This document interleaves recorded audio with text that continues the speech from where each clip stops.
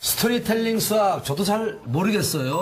생소한데 어떤 뜻인가요? 예, 스토리라고 하면 아이들이 쉽고 재미있게 이해할 수 있는 내용이잖아요. 네. 그래서 예를 들어서 백설공주라든지 신데렐라라든지 그런 이야기를 접목시킬 수도 있고요. 네. 그다음에 아이들 생활 속 경험과 관련된 예를 들어서 뭐 아빠의 출근 날이라든지 생일 잔치라든지 이런 이야기 글을 또 도입할 수도 있고요.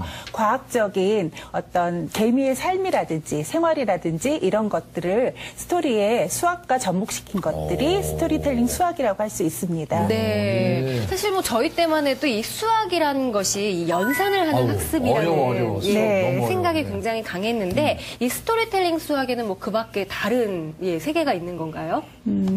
딱히 그렇다고 표현은 할 수 없지만 저희가 말하는 수는 수연산뿐만 아니라 도형과 측정, 확률과 통계, 규칙성 이런 것들을 다루는 학문입니다. 네. 그런데 이런 내용을 다루다 보니까 추상적이다 보니까 아이들이 생소하고 어렵게 느낄 수 있습니다. 그래서 앞서서 말씀드린 것처럼 스토리라는 재미있는 소재를 수학에다가 접목시켰다고 보시면 되겠습니다. 네. 자, 스토리가 있는 수학. 우리 아이들이 쉽게 또 접근하고 또 좋아하지 않을까 생각이 드는데요. 네. 좀 더 이해를 좀 돕기 위해서 지금까지의 수학 교육과 스토리텔링의 수학은 어떻게 다른지 우리 실장님께서 좀 구체적으로 예를 들어주시기 바랍니다.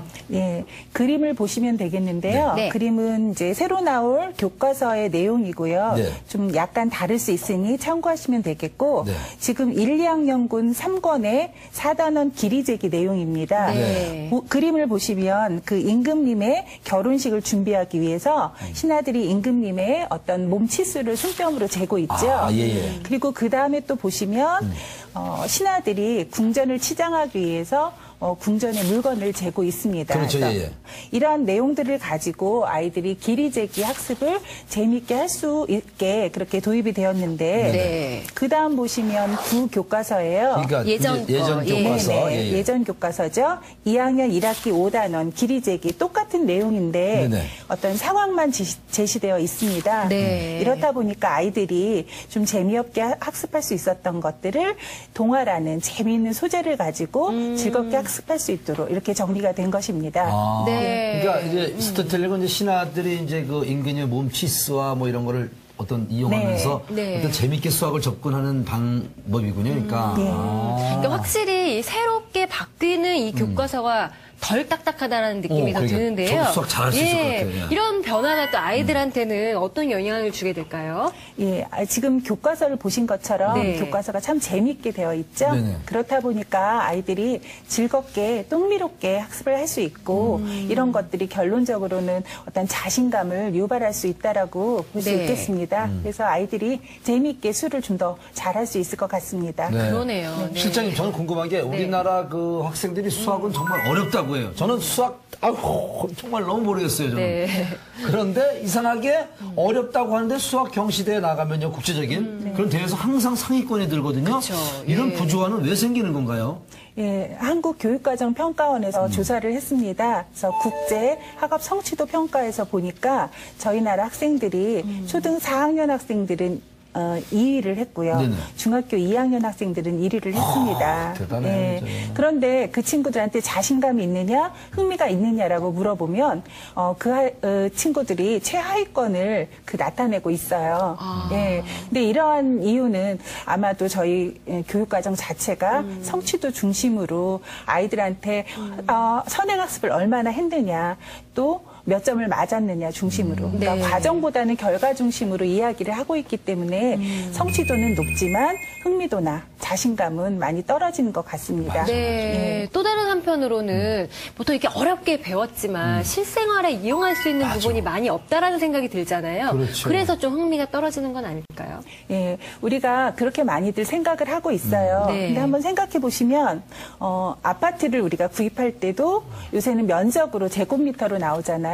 근데 평형으로 계산할 때 그 우리가 환산을 해본다든지 그럼 해외 여행을 할 때도 어떤 달러를 우리가 원화로 환전. 네. 환전할 때도 많이 이렇게 계산기를 두드려 보잖아요. 그러한 것들, 그다음에 허리, 센티미터도 인치로 우리가 바꾼다든지 이럴 때 수학이 많이 저희 생활에 밀접하게 관련이 있어요. 예. 또 요새는 중학교 성적표를 보면요. 네. 평균과 표준 편차로 성적이 나오거든요. 그러면 평균과 표준 편차라는 개념을 또 이해해야지 예. 학부모님들도 성적을 이해하실 수 있잖아요. 아니, 그것만 가르치지 왜 사인, 코사인, 탄젠트 뭐 이런 거는 왜 가르치는 거예요? 필요도 없는 거.